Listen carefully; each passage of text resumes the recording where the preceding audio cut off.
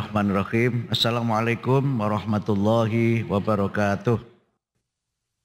Yang pertama, ketika kita berbicara mengenai distance learning, saya sempat diskusi dengan staf khusus Mas Ma'ruf, apa kita pakai pembelajaran jarak jauh atau pendidikan jarak jauh. Dalam diskursus berbagai studi, kita bisa menggunakan istilah distance learning, pembelajaran jarak jauh. Yang sebenarnya itu menjadi salah satu solusi bagaimana mereka bisa belajar tanpa harus berada pada waktu yang sama dan tempat yang sama. Tidak harus real time, tetapi real learning. Sebab kalau real time itu selalu dalam waktu yang sama, padahal salah satu kelebihan dari pembelajaran jarak jauh ini adalah flexibility. Tadi Bu Hetifah juga menyampaikan bagaimana pembelajaran yang fleksibel, yang juga aksesibel, yang bisa diakses dengan sangat mudah. Sehingga karena itu berbagai sumber belajar tidak hanya berasal dari materi-materi yang tertulis, written learning resources, tetapi juga online learning resources. Sejak internet mulai populer, istilah e-learning itu menjadi semakin populer. Bahkan banyak sebenarnya perguruan tinggi luar negeri dan juga sekolah-sekolah luar negeri juga mulai menawarkan e-learning itu sebagai solusi untuk siapapun bisa belajar kapanpun dan dimanapun. Karena itu tadi saya sampaikan pada Ibu Hetifah, definisi pendidikan jarak jauh dalam Undang-Undang Sisdiknas 20/2003 itu masih menyebut jauhnya karena jarak. Padahal belum tentu itu karena jarak. Pendidikan jarak jauh itu diberikan karena orang tidak bisa belajar real time sebagaimana pendidikan formal. Saya sempat bincang-bincang dengan Wamen Pora yang juga legenda bulu tangkis Indonesia, Mas Taufik Hidayat. Kalau dia harus berlatih sebagai pemain badminton tingkat dunia, kemudian harus masuk sekolah formal, mesti tidak lulus. Karena tidak bisa memenuhi tingkat kehadiran di kelasnya itu. Sehingga harus ada flexibility yang memungkinkan orang seperti Mas Taufik itu tetap bisa belajar, tapi juga tetap bisa berprestasi dalam bidang olahraga. Beberapa memang memilih homeschooling. Ini juga alternatif. Karena itu maka dalam konteks kita memberikan layanan pendidikan bermutu untuk semua, kesempatan belajar itu harus kita buka dengan berbagai macam model yang memungkinkan mereka memilih model pembelajaran yang paling sesuai dengan apa yang menjadi tantangan mereka dan apa yang menjadi pilihan profesi mereka. Anak-anak kita yang sekarang ini di Malaysia mungkin karena jarak, tapi juga karena keadaan-keadaan tertentu yang memang tidak mungkin mereka masuk sekolah formal karena kita tahu bagaimana keadaan kita di Malaysia. Sekolah Indonesia Kinabalu itu daya tampungnya terbatas. Sementara jumlah anak-anak kita di Kinabalu ini yang orang tuanya bekerja sebagai pekerja migran Indonesia itu juga sangat banyak. Mereka selama ini mungkin terhimpun di CLC itu, Community Learning Center. Yang itu memang tidak memungkinkan anak-anak kita ini bisa belajar sekali lagi melalui jalur formal. Tetapi mereka harus belajar dan kesempatan itu harus kita buka. Disinilah sebenarnya teknologi itu menjadi solusi. Teknologi menjadi alat yang memungkinkan jarak yang jauh itu tidak boleh menjadi kendala. Berbagai kesulitan karena waktu dan kesibukan itu tidak boleh menjadi alasan untuk anak-anak kita tidak belajar. Disinilah sebenarnya pendidikan jarak jauh ini bisa menjadi salah satu solusi.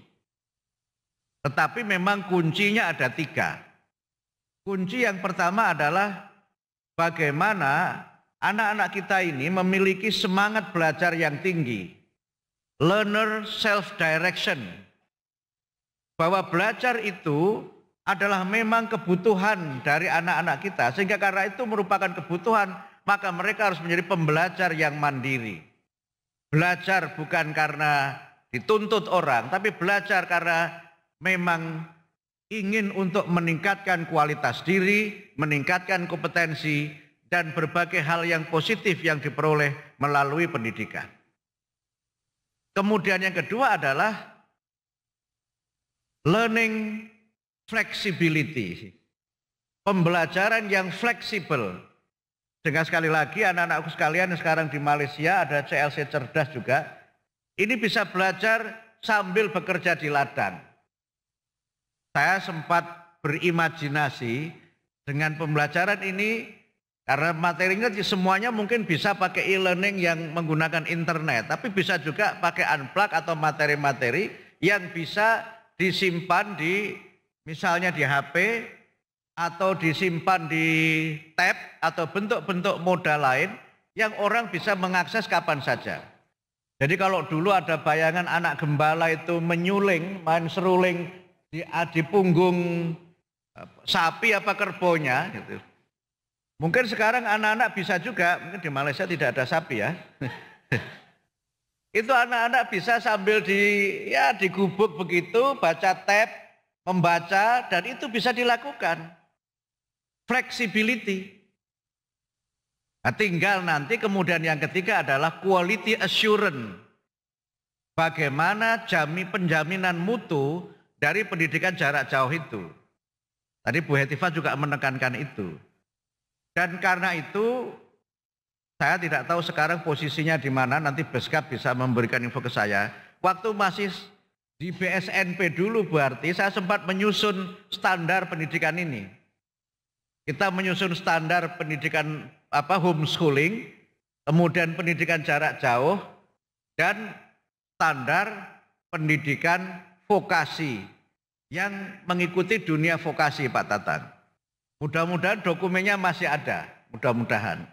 Karena dulu kita susun itu, sampai sempat kita juga ada konsep waktu itu multi-level standar. Sehingga standar itu tidak selalu sama di seluruh Indonesia, sehingga sekolah itu bisa memilih dia pakai standar yang mana. Standar atas atau standar tengah, atau mungkin pakai standar yang bawah.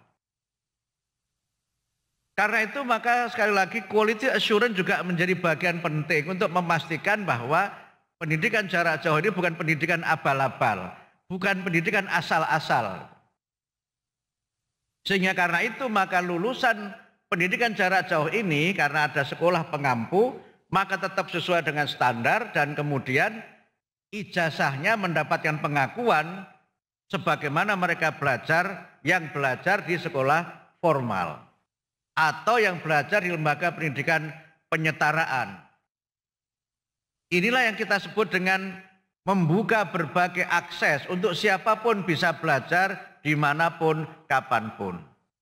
Nah, modul-modulnya sudah ada. Terima kasih kepada UT yang telah menjadi mitra kami dalam memastikan program ini tetap sesuai dengan standar, tetap memiliki mutu yang dapat dipertanggungjawabkan. Tapi juga sekaligus memberikan berbagai hal untuk bagaimana agar program ini berjalan dengan sebaik-baiknya.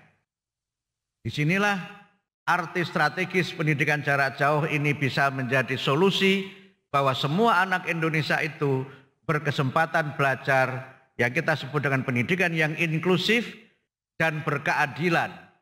Tidak ada diskriminasi dan tidak boleh jarak menjadi alasan untuk anak-anak tidak belajar. Dan ini juga penting dalam konteks, ini mungkin karena hubungannya dengan Kinabalu, anak-anak kita ini seringkali ada kesulitan ketika mereka harus kembali ke Indonesia dan harus melanjutkan studi. Padahal tidak semuanya bisa kembali. Ada beberapa kendala politik dengan Malaysia, Bu Hetifah, yang mungkin nanti kita bisa selesaikan dengan DPR khususnya Komisi 10. Karena di Malaysia itu mereka hanya membolehkan belajar sampai tingkat SMP.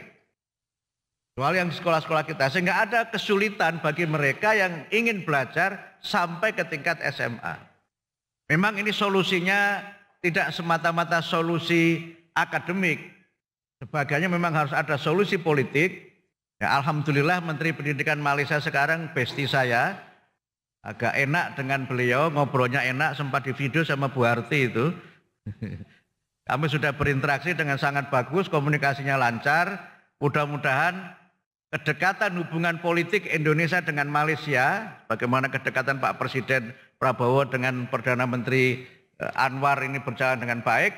Mudah-mudahan kedekatan politik antara Menteri Pendidikan Dasar Menengah Indonesia dengan Malaysia ini juga bisa menjadi salah satu cara untuk bagaimana anak-anak Indonesia yang sekarang ini berada di mancanegara tetap bisa belajar dan mereka tetap menjadi anak-anak merah putih.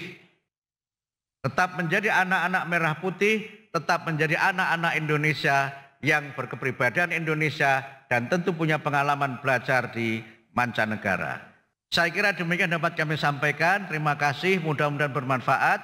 Mudah-mudahan program ini, Pak Tatang, dalam waktu tidak terlalu lama bisa kita replikasi di tempat yang lainnya dengan mitra yang berbeda. Kalau sekarang dengan SMA Negeri Padalarang ya, Padalarang Negeri 2 berapa Pak?